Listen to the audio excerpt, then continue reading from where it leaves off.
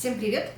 Вы находитесь на канале Там Музыка. Это канал этнических музыкальных инструментов. И я здесь рассказываю о новых инструментах, которые вы можете у нас купить. Сегодня мой рассказ будет о якутском хомусе.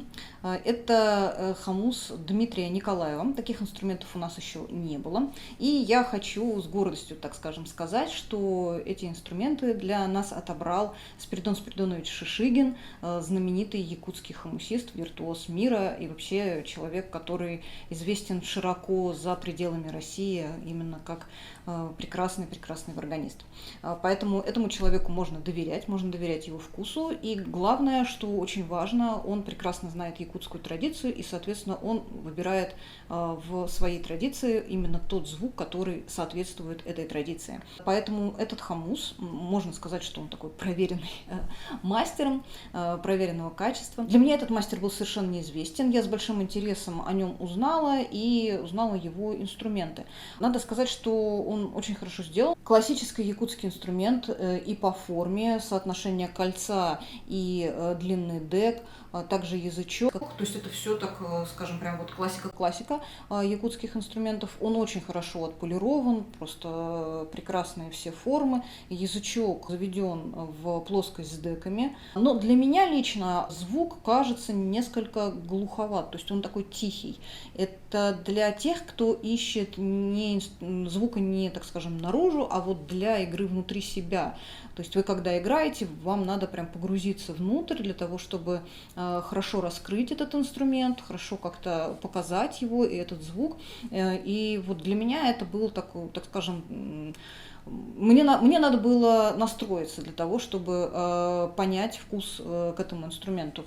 Но, возможно, из-за доверия, так скажем, к Спиридоновичу я это сделала. И действительно, да, инструмент раскрывается, он такой ненавязчивый, он тихий, но он может что-то рассказать, так скажем, о себе. Но вообще, это, как всегда, у якутских инструментов низкая настройка, то есть это где-то, наверное, ре, я, к сожалению, не проверяла, но около такого. Что мне понравилось, берется спокойно весь обертоновый звукоряд, вы можете играть, в принципе, в любом стиле, как вам хочется, в якутском, в мелодическом, если вы можете получить обертон на низком инструменте. Ну, я сейчас поиграю, и вы это услышите.